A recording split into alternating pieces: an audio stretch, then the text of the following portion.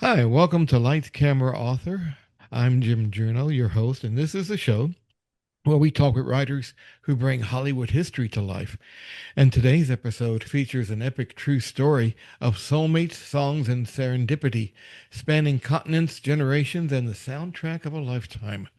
What if the Beatles didn't just change music, but they changed your destiny? Gary Morrison grew up in post war Yorkshire in the shadow of the steelworks and transistor radios. Valerie Collins was raised in a Polish American household on the edge of Chicago, where bedtime stories were crafted by her enigmatic father, who may have been a Cold War spy. They never met as children, yet from opposite sides of the Atlantic, they both felt the magnetic pull of a band consisting of John Lennon, Paul McCartney, George Harrison, and Ringo Starr. They have a new book called Shadows of the Beatles, and it is a dual voiced memoir told with cinematic detail, emotional resonance, and a deep love for music. And they join us now on Light Camera Author. Welcome, Gary and Valerie Morrison. Hi, Jim. Hey, Jim. Nice of you to have us. So thankful you have us on your show. Oh, thank you for being here. So, No problem. Shadows of the Beatles. This is the story of your, well, it's the story of how you two found each other, isn't it? Right, Yes. right. Yep. Yeah, So, that's what And we started. We've always loved books and writing. I'm a big Um, book reader. right, and we said, well, we should write a story about how we met one day, because what we went through and everything was sometimes a little unbearable, the weight and all this sort of thing. But we then started saying, oh, well, let's go back and think about our lives as well. And we both realized because we're both only children, and we both realized that we'd had quite interesting childhoods, even though we thought we didn't. No, actually, And yeah, when we started writing things down, it was like, wow, we did this and we did this. And right. it's like, maybe Um, we aren't as boring as we think. well, it's mainly our fathers and mothers had very, Yeah. very So interesting we actually started from stories. the very Yeah, beginning of like from birth to when we yeah. met. And we got as far yes. as when we met. We didn't. There may be a volume two, folks, and even a volume three, because we only got up to where we met, Yeah. not what That's what came I after. noticed is that the book stops when you two meet. And Right. Yes. I was like, whoa, now I want to ask you, you two grew up, you didn't know each other as kids. Nope. Mm-mm. You were in Yorkshire, Gary, Mm-hmm. Yes. and you were in Chicago, Val, or I edge was of in Chicago Chicago. for about my first 5 years. First 5 years. A Cub fan Yes. or White Sox fan? The whole interview Cubs, of depends. course. Oh, Yep. good. I was going to say the whole Yeah. interview depends on your answer. Okay, no. So, me too. I'm a Cubs fan, and I'm never going to forgive the Pope for being a White Sox fan. But anyway, Yeah, there you the, go. Yep. now, but let's talk about that for a second. How did you two? The way you two met was through a message board, correct? Right. Yes. A very modern way for someone who lived through non-modernness, if that makes sense. Well, we were, I guess, Right in the middle. right in the Yeah. middle of the time when everything like writing letters to people, that's kind of all stopped. And the way you get messages out to people now is a text, a message, a private Mhm. message, just whatever. I haven't written a letter in about 20 years, No, like a that's a sad real thing, isn't it? letter. Yeah. Hmm. And So we got into the internet, I guess, right at the start. Not yeah, not right at the start, but we were still on, I think, Windows 98 or Windows 2000 or something like that. And it was different in those days. You could chat to each other, of course, but not in the way people do now. You could never do this. yeah. I mean, that was And unheard of. we were both Paul McCartney fans who were into computers, I guess, at that time. and we joined the forum. Little did we know, where it would lead. Yeah. Yeah. It was just a plain old Paul McCartney forum for fans. And I loved it because I was going to the, what was it, 7, I think. 2007 Or concert, something Chaos like and that. Creation. Mhm. And the reason I joined was because I was going to that concert. So I thought, ooh, I'll join up and find out a little bit about everything that's going on and all. And I met a girl on there, and she said, "You've got to see this online band that's playing in another section of the Paul McCartney fandom board." And I thought, okay. And about 3 months later, I finally went on, and I thought, wow, that one guy sounds exactly like John Lennon. Is it John Lennon? And I could not suss that one out in my head. And so I listened to it a few times and I thought, they're really good. And they're from all over the world. There was one from Sweden, Gary from England, there was Phil from Italy, and there was Brian from Canada. So it was an online band. It was an online band that yeah. Now much earlier, well, maybe 6 months earlier than that.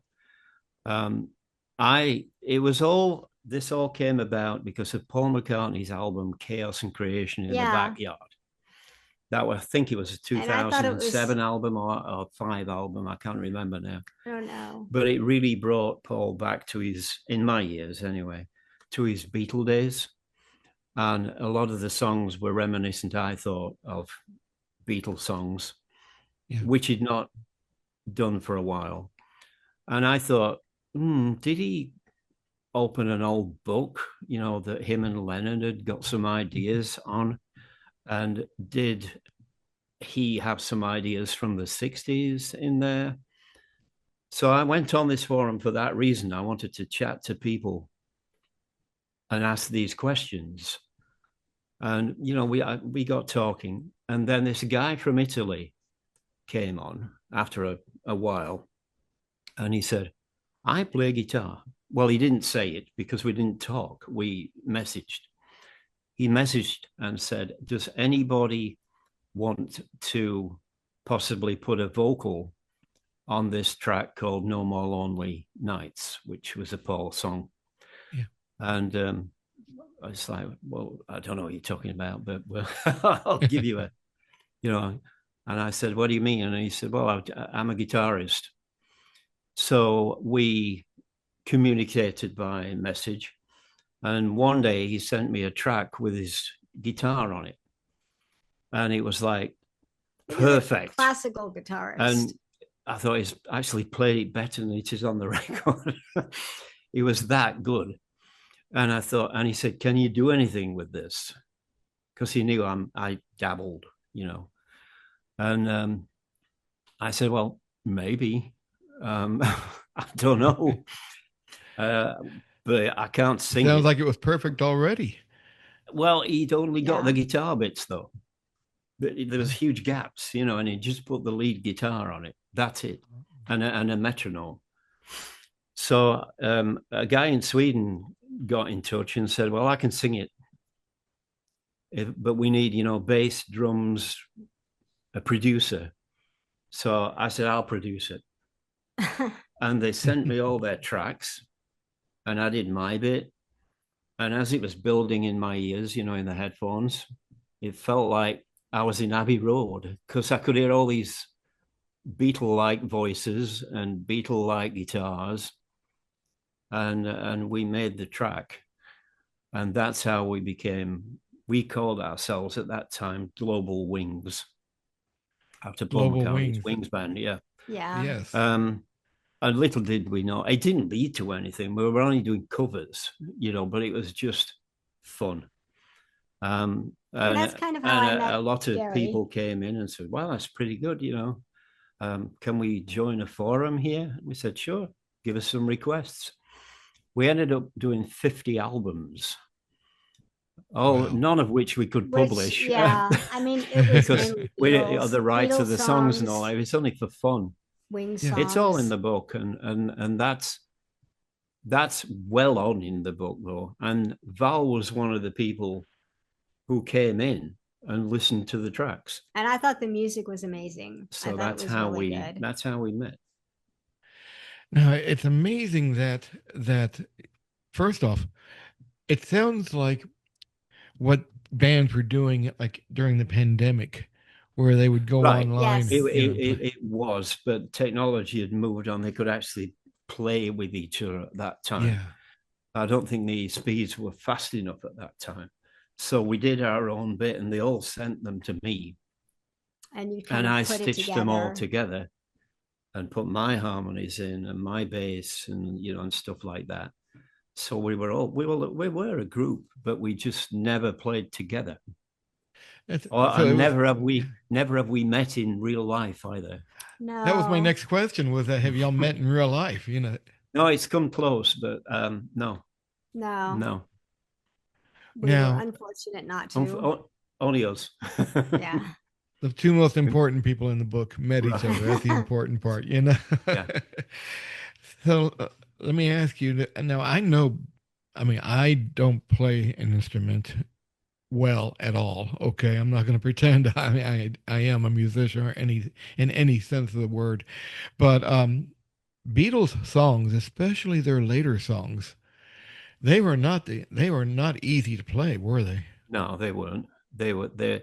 That is one thing I mentioned in the book, that when I learned guitar as a kid of about 14, between 10 and 14, I started to learn. And I used to do I started with the old rock and roll stuff, three chords and stuff like that. And I found I could pick it up a little bit from the records, the old rock standards.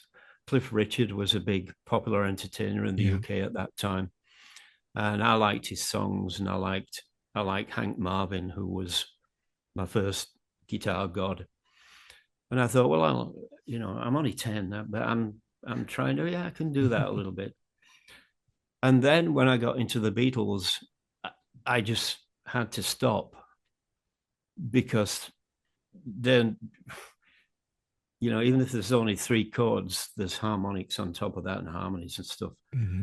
And when we got to Strawberry Fields, and your diminished chords and your augmented chords and all this sort of thing, it was like, okay, I need a book now.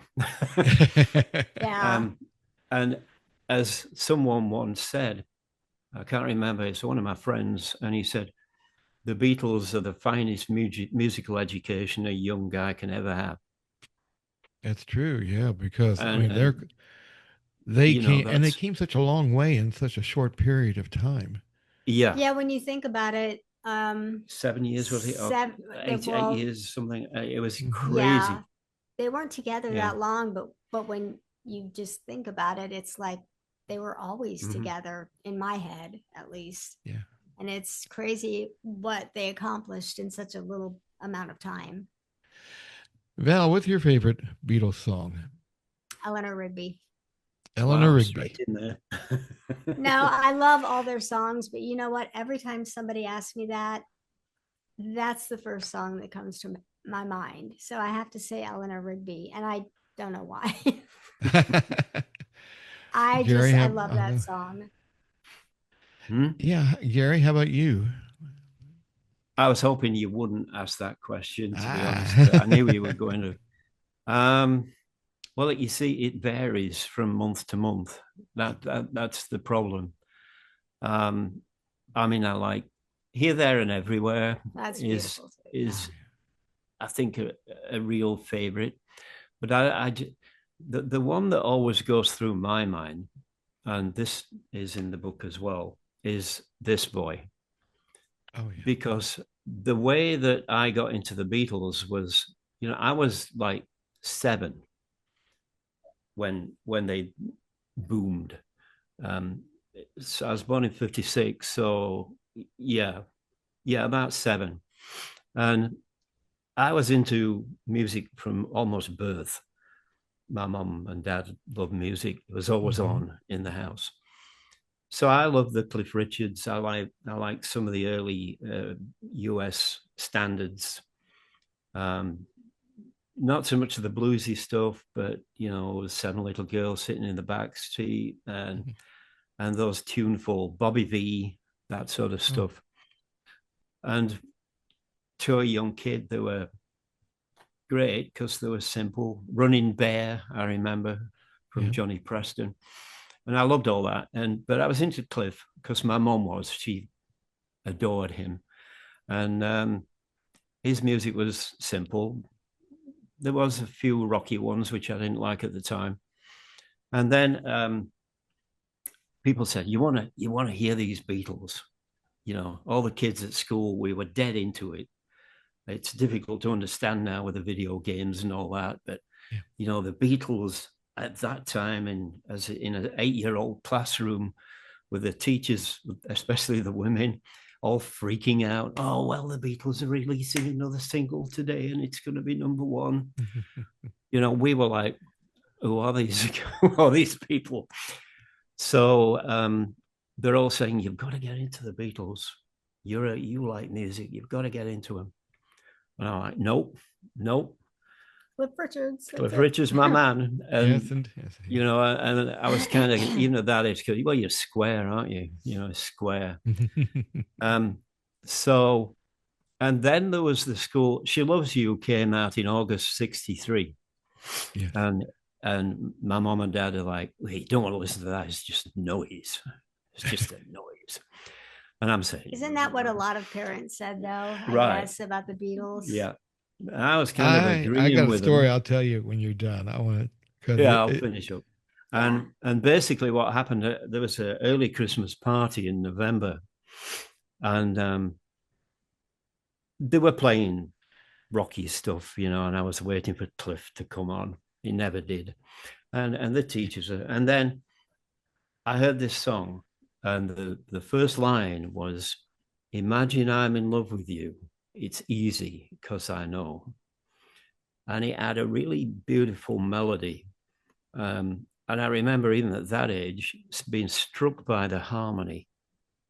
It was the harmony that got me. And I said, who's this? To my friends. Who is this? And they said, it's the flip side of She Loves You. It's the Beatles. Oh, and I was like, oh no. and to cement it, Cliff.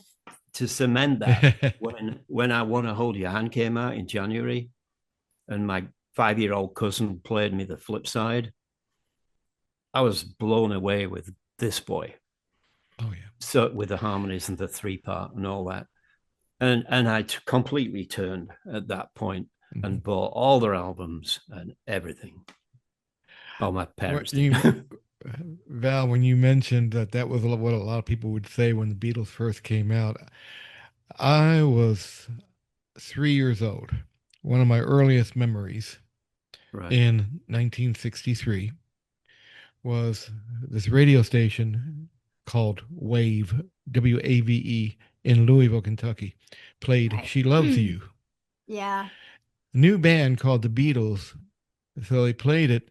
And after it was over, the DJ comes on and goes, well, it's a hit over there. I don't know if it'll do anything over here, though. Oh, it did. Yeah, you see. And, the sad thing is that during Beatlemania, I don't know what was wrong with me. I didn't even know the Beatles until they broke up. And so I had a lot of backtracking to do. And what the good thing is that all the albums were already out. So my friend and I used to go to like flea markets and places like that just to get old Beatles albums, because in 71, the Beatles, you could find nothing on them. No, they were old hat at that time. No, they were like, okay, like tearing down the cavern. They were nothing. Yeah. So I just had to look I mean, I well, looked you everywhere. fell in love with Paul McCartney first, didn't you? As a wing. I didn't know he was a Beatle. I thought, oh, Paul McCartney and Wings. I like silly love songs and I love Let 'Em In. And I Mhm. was in Arizona visiting. We were visiting our family in Arizona after they moved from Chicago to Arizona. Um, and we were all sitting around watching TV, and I asked everyone, who are they? Because it was a documentary of the Beatles. Yeah. And my mom was the first, and she said, those are the Beatles. And I said, that one looks like a band called Wings, that one guy.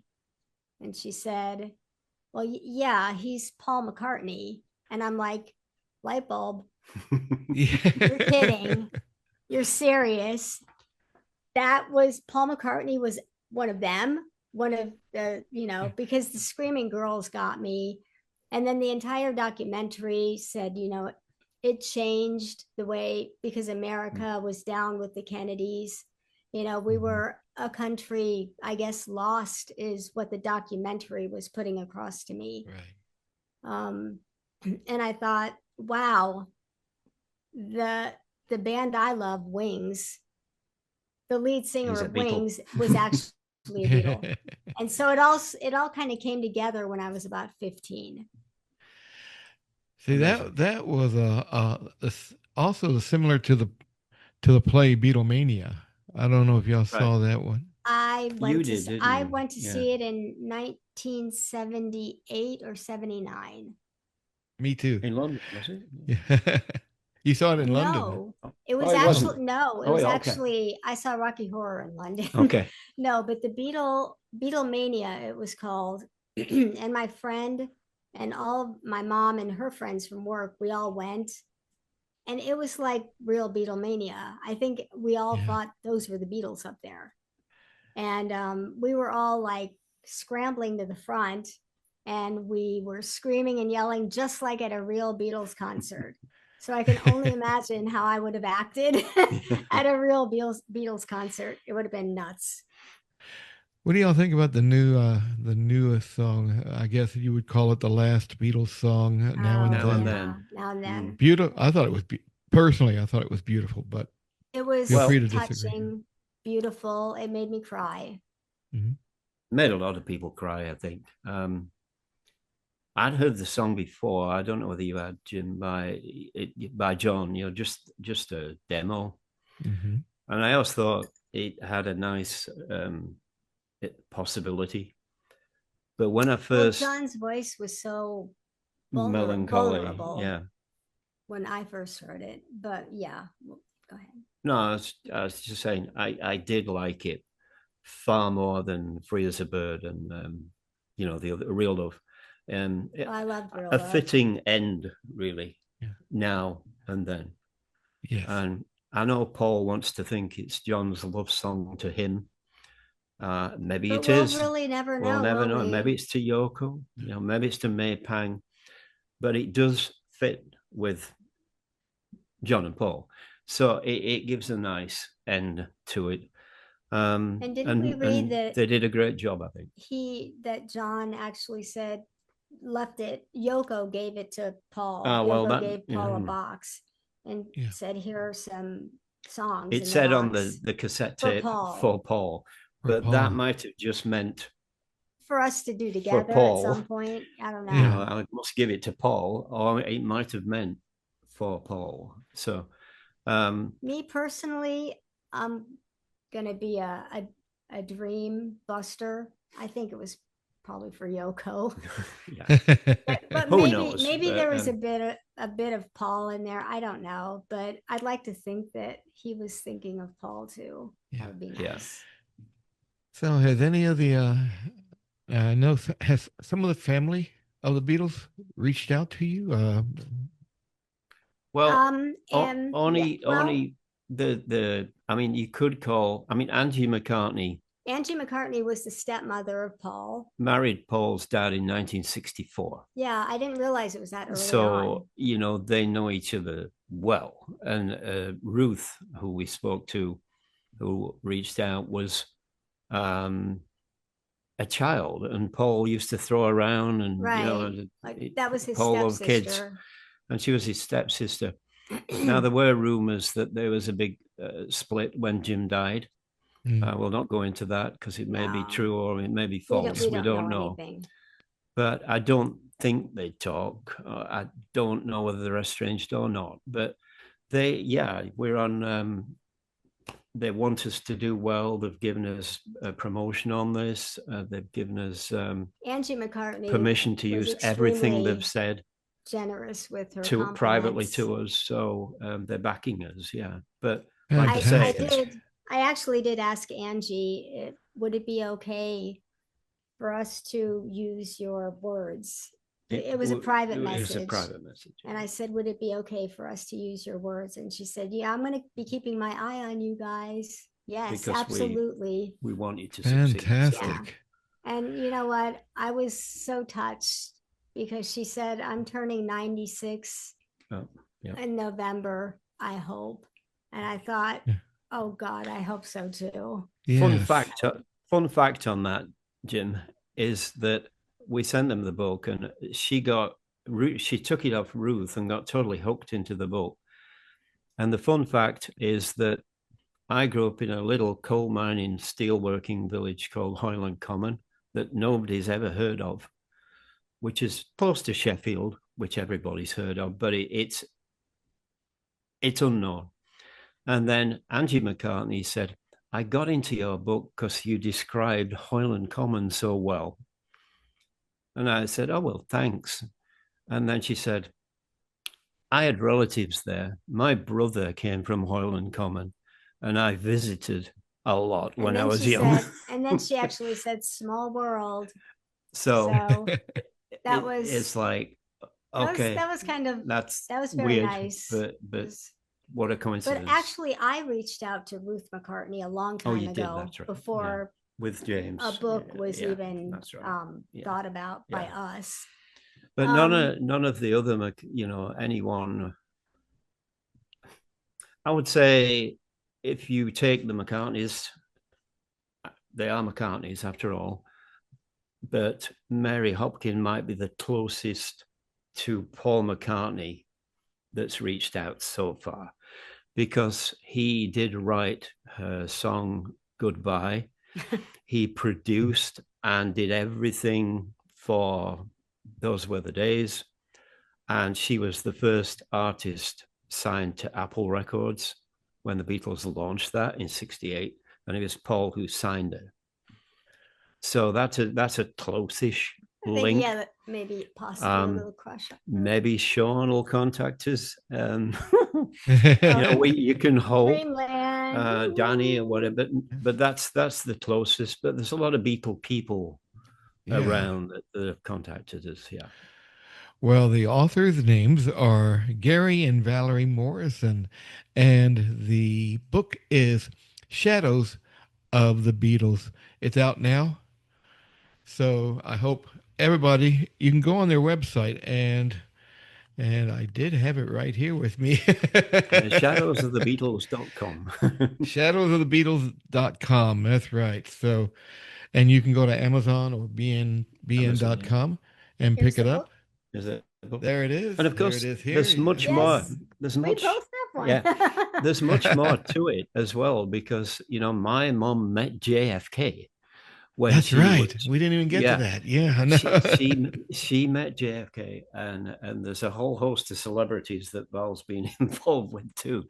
It's all in the book. So there's a bit of that, and I worked at TV stations, so I met a lot of people. Yeah, and I've got the most vivid memory, which I detail in, I think it's chapter 12 or 13 in the book, when there was a culmination of things happen when JFK got shot. I don't know whether you researched that or not, but it was the same day as the second Beatle album was released.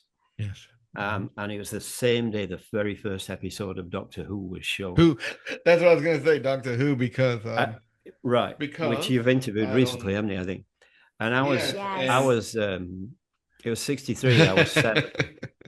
Right. Yep, TARDIS. I was 7, and I remember. Yeah. I remember So, being in the store when that happened, Yeah.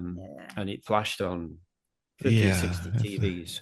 And because my mum had briefly met him, which is incredible, um, she was absolutely heartbroken. And I'm saying, but I want a record. I want the new Beatle record. And it's like, no, come home, son. Not today. And I want to watch Doctor Who tonight. Well, they've cancelled it. not that, You not know, tomorrow. so No, but fascinating it times. is. Well, Gary and Valerie Morrison, thank you for being on Light Camera Author today.